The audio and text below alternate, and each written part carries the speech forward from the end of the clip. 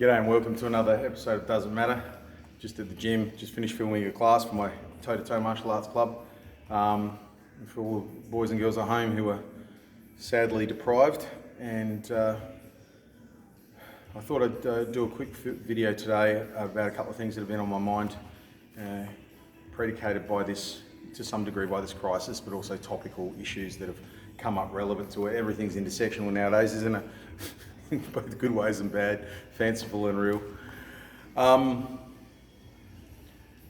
I've been watching a lot of the dialogue that's been going on in the media and even between friends and family and so on about the nature of this crisis. And look, I think at the end of the day, it behooves most of us to tentatively go with the scientific assessments of this, particularly as the scientific assessments are adjusting as time goes by, and there's active debate within the scientific community about the details relating to this COVID epidemic and the impacts on society and the economics. And the reality is that I feel like there's still a lot of certainty out there. I get fear and I get uncertainty and I get concern. I get all of that. It makes sense that we do that. Just 1 second. Sorry about that, disturbing. I get all the concern and I get people hedging their bets and being somewhat sceptical of aspects of different claims and assertions over others. And I get people concerned about the economics of it. What I'm most troubled by is that, particularly after reading Noah Harari's book Sapiens, about a brief window into history, and looking at how most of the ideas that we have and the theories we have, particularly in economics, they're fictions. They're not real. They're principles that are based on logic and a certain degree of structural reliability, causality, but they work that way because certain fictions take place, like faith in the markets, faith in institutions, assumptions about currency and the value of it, and how it's exchanged and how it isn't, how trade works, so on and so on. These are not real. They don't have to be that way. In fact, if we were to look at societies that might have evolved elsewhere in the galaxy of the universe, I guarantee we'd find a number of many novel ways of constructing a society and constructing an economy. So what troubles me the most is that there are, people out there, whether they come from the left or the right, whether they're libertarian or greenies or Marxist, socialist, whatever, and they're all coming at the complexity of our society from a particular ideological stance. I mean, that's pretty hard to avoid. Human beings by nature are partisan, tribal creatures, but it's not really useful for the kind of complexity. Our caveman brains we can't cope easily with the layered onion-like complexity of the world that we're in. And as soon as things go wrong in particular, everyone's waving their particular ideological structural flag. This is what we should do. This is what we should do. I mean, the thing is that, I have a lot of libertarian friends. I'm somewhat libertarian myself, somewhat. And, some of them are more reasonable and want to sort of stage a de-lockdown as soon as possible, and God, we all want that. Some of them don't think the lockdown was necessary at all. Some of them think the lockdown needed to be only half of what it is. They're all speaking as if they knew for sure what COVID would do to our societies had we not done that. And I'm not an immunologist. I'm not a demographer. I'm not an epidemiologist. I'm not a structural modeler. I'm not any of those things, and neither the fuck are any of them. No one else is, almost. All right? So the armchair mathematicians out there and sociologists and economists out there think that they can model better than people using supercomputers who devote their lives to that particular aspect of it. I don't think so. I don't think that's the case at all. Do I think that makes those guys with the supercomputers and all the degrees right? No, it doesn't. I think they're playing in the dark almost as much as we are. But there's a big margin between their their standard and our standard. The reality is they know more than we do, they understand more than we do, and they're probably more shit scared than we are as a result, okay?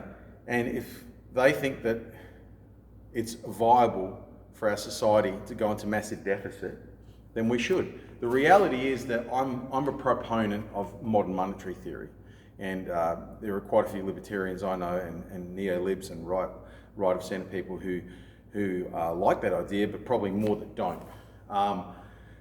Magic money, they call it. The reality is all money is magic.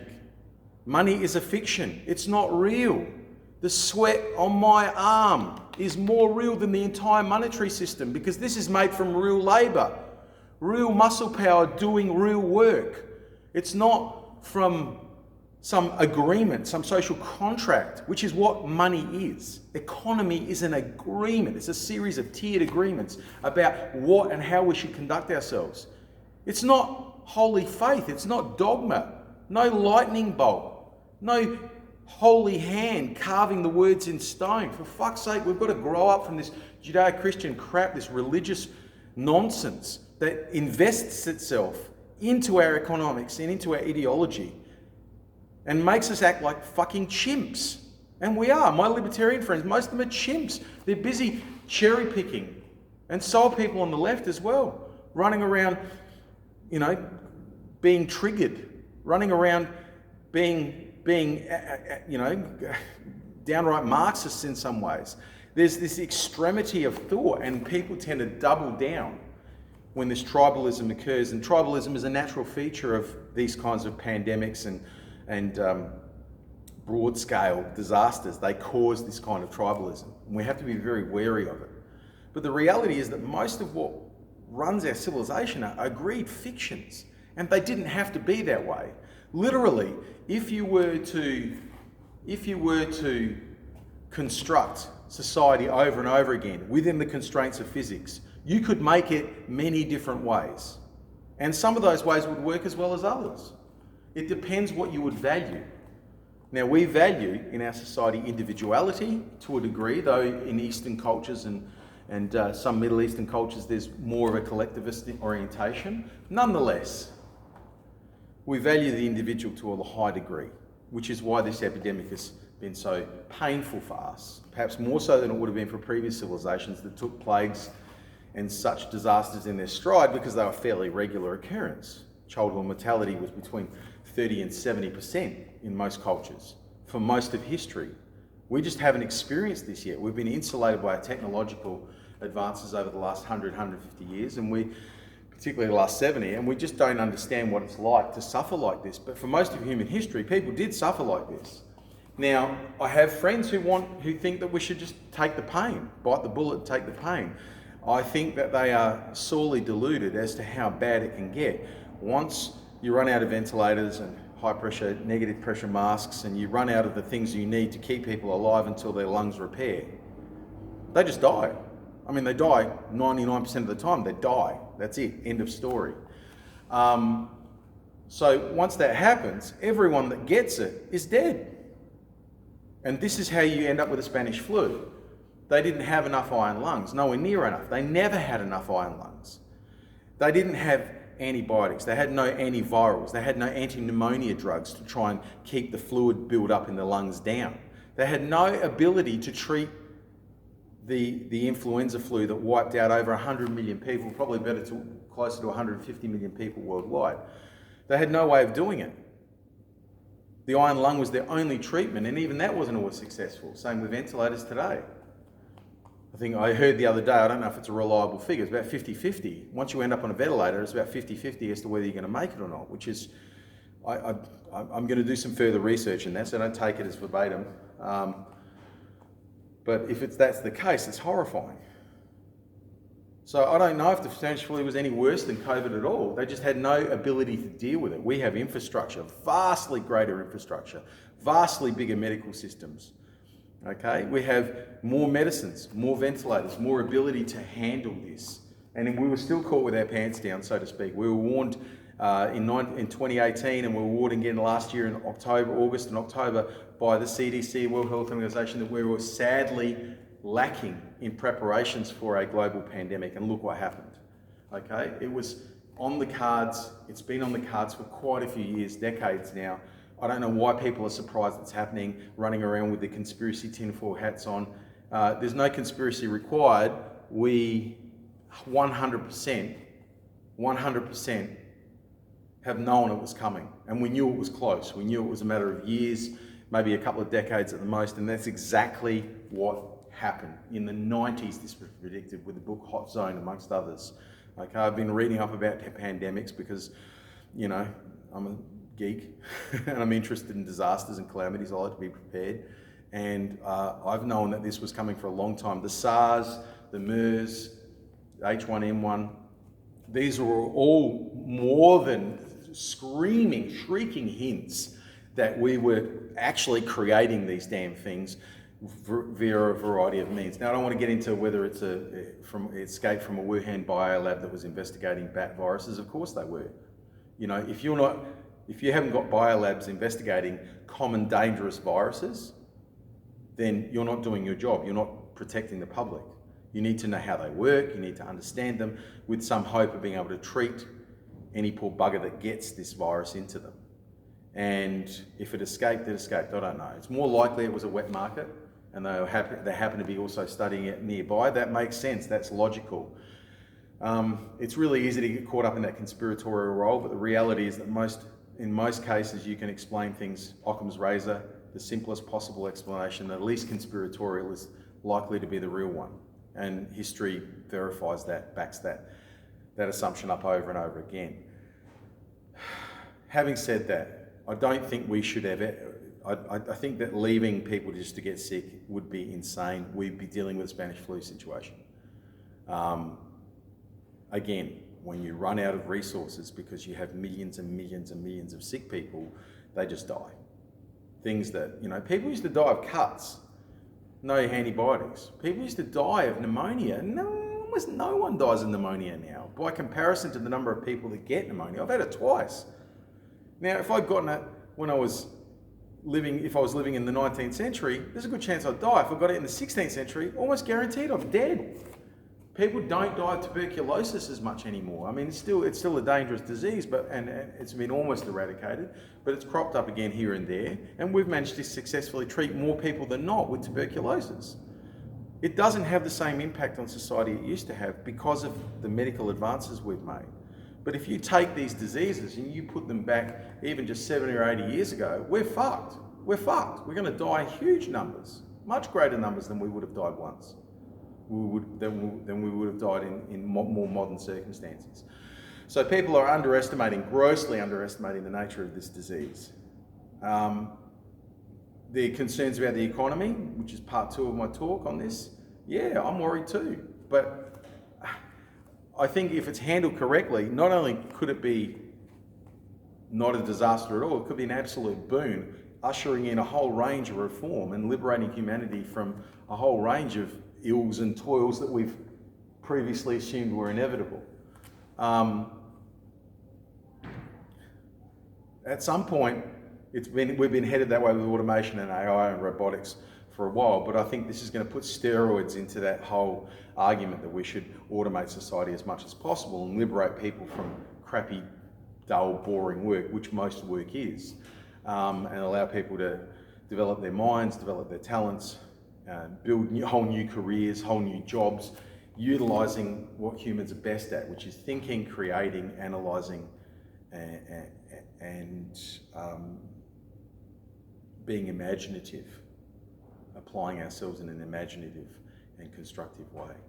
And sticking a person behind a data entry screen, answering phones to give the same information out hundreds of thousands of times a week, that's not the best use of a human brain. Human brains are amazing. And if we want our kids to live in a better world, we've got to actually make that better world. So yeah, I'm all for it. We need UBIs, we need job guarantees that give people a sort of minimum amount of work that they can do, whether it's government created or not, don't care. Give people some work to do that's useful, that they would enjoy. Look, they could pay me to teach martial arts here, okay? I could get some money from the students, but if the state wanted to pay me as well, that would be good. I'm all for that. Modern monetary theory says the state has a role in the economy. sort of neoliberal doctrine has said for ages you've got to run the state like a shop, like a corner shop or a household budget. Absolutely ludicrous. Okay, states are the controller of all those fictions I talked about: currency, trade. They're all fictions, they're all contracts, they're all agreements, they're all subjective interpretations of objective exchanges. That's all they are. And they can change in shape, nature, and form. They can change at any time. And we've just found out with the nature of this disease that our economy can change overnight. Deficits mean jack shit. It's inflation that's the issue. And modern monetary theory has some excellent tools for managing inflation. Excellent tools for managing inflation, for making sure that demand and supply stay in parity, for making sure that we don't create hyperinflation by injecting more capital into the economy than is required. But I can tell you now, the economy right now needs a lot of capital, and it's going to need even more to get started again. It's going to need even more to reform and grow and become a more resilient economy. And what I mean by that is we need, I know it sounds horrible, but the economy needs less people in it. As long as we're relying on physical labour of people who can get sick, the supply chain and the production bases are horribly vulnerable. At some point, we need to mechanise as much as possible. And I honestly believe that there's some extremely powerful people who are looking at this and looking at the trillions of dollars they've lost, and governments who are looking at the trillions of dollars they're having to expend, and are realising that this is the wake-up call. This is the fact. We have to go to a society that where income is based on something other than the physical labour that you can put out, the number of times you can press a key on a computer to enter in mundane data. Those jobs can all be done by machines. They can all be done by automated systems. And over time, more and more of those jobs are going to be done more and more efficiently by those things. 24/7, they don't need sleep, they don't need holidays, they work constantly. That means far cheaper prices and services for us, cheaper products, cheaper services for us by miles. It means a range of services and products we can't even imagine yet that will emerge from that highly automated economy. Income is the problem. And already we've seen that governments can produce large amounts of income. They can. They can also create jobs, and they can do it. Now, over time, the markets can also create jobs. It's a synergy. It's not one or the other. I'm not talking about a command state where, some communist state where the government controls everything. We all saw what happened with the Soviet Union, how disastrous that was. Again, it's a relationship, like a good marital relationship, a good family relationship, a good business relationship.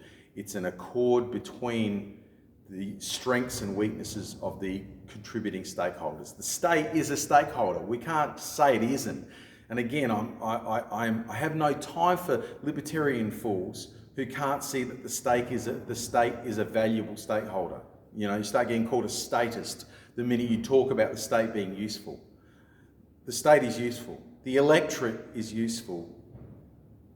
The markets are useful. They're all contributing fictions. They're all things we made up, we constructed to do certain functions. We need to return to that pragmatic, logical way of looking at things rather than an ideological way where we immediately assume that someone's a statist or someone's a communist or a socialist because they espouse a particular idea. That idea can slot in to a particular balance, and we don't have to have the same balance. But I would argue that an effective balance between the state, the markets, and the population is what we're looking for. And we need a new balance now. We're going to need a new one. The reality is, I don't think that COVID is the end of the trail here. I think that we have the technology to eventually wipe out these diseases, but it's not something we're going to do in a hurry. 10, 20, 30 years before we can do that kind of thing. But in the meantime, we need to live with the fact that periodically pandemics will sweep the planet, at least every decade or 2 or 3. Some of them will be worse than others. They will have tremendous economic and social impact. And we have to build in an assumption that these things, look, rocks can fall from the sky, they periodically do. There was a meteor that fell into the Pacific Ocean not far from Sydney in the 16th century. They found the crater for it. It sent a 400-metre wave over the coast of what is now Sydney, over the 100-metre bluffs, and went 30 kilometres inland. If that happened today, millions of people would be homeless, hundreds of thousands dead, at the very least. So these things happen, and they're things beyond our control, at least initially. But we can prepare for them. We can be better prepared for these circumstances. We just have to be willing to talk about and discuss things that scare us. And right now, people are busy talking about lots and lots of B-grade items. I'm not going to go into what they are, that's for another video. But B-grade and C-grade issues, it doesn't mean they're not important, but they're nowhere near as important as our existential survival, the species survival. And the species survival depends on us getting this balance right over the next 20 or 30 years. Really does. Climate change is real. Environmental degradation is real. It's going to have a tremendous impact on the economy. We can have a tremendous impact on it, though, by structuring and restructuring our economy in the right ways and utilising high-tech science to resolve issues that we currently have. We can eventually defeat biological menaces. We can prepare for them so that they don't hurt us much. We can create almost invincible supply chains and production centres that are marginally affected at best by these disasters. So even if a big rock fell right in the middle of China and devastated Hubei instead of a disease, the rest of the world would have enough production to take over, compensate, and continue on. And we could help China get back on its feet. This is the issue. We need to have a more open-minded, imaginative, flexible approach to this. People clinging to their Marxist, socialist, libertarian, neoliberal banners are holding back the necessary conversations that need to happen. You've got to let go of the old in order to understand and be able to do something with the new. So keep that in mind and try and read as widely as you can. Don't get siloed. I read people who are far left, well, not too far left, but moderately far left, modern monetary theory people. I read neoliberals, I read Keynesians, I read socialists and Marxists. I'm on the geo-Marxist site. I listen to them. I don't agree with a lot of what any of them say, but I like to be in touch with what they're saying. I try to touch base with most of those different ways of looking at things at least once or twice a week. It's a good idea to be a little uncomfortable, a little bit irritated, a little bit disturbed by what you see, and you will be, because some of those causes and ideologies have some very disturbing elements to them. But do it anyway, and be brave. Be brave. Do it anyway. You have to do it a little bit, but stay in touch with what's the ideas that are out there and the things that are going on. And don't make up your mind in a hurry about things. As I said, there's too much certainty at the moment. People are absolutely certain they know more than the experts. The experts don't know either. They're doing their best with the data they have. I'm not saying worship the experts, but I'm saying you should respect them. You should, in general, pay attention to what they're saying. Compare experts with experts for sure. Listen to your own common sense for sure, but weigh them up appropriately, okay? And everyone needs to be a little more humble in these times. We are fumbling with complexity that is well and truly beyond any one of us to completely understand. All right? Be kind. Be kind. It's much easier to live in a world where people aren't taking massive dumps on each other because of matters of opinion. We've got to get this right. I feel like we're at a fork in the road. I really do. Where things can get a lot better, albeit there'll be some costs and some bumps, but things can get a lot better or they can get a lot worse. I don't think there's any other alternative. We're going to get better or we're going to get worse as a general rule. And I'd like to see us go that better way for sure. I saw most of you would like that too. So in the process of doing that, and I'm an optimist, I think that's more likely than not, let's at least make it as little bumpy, with as few bumps as possible. Let's be kind, let's be reasonable, let's be civil. Careful how you say things, careful what you write. Careful about the language you use, all right?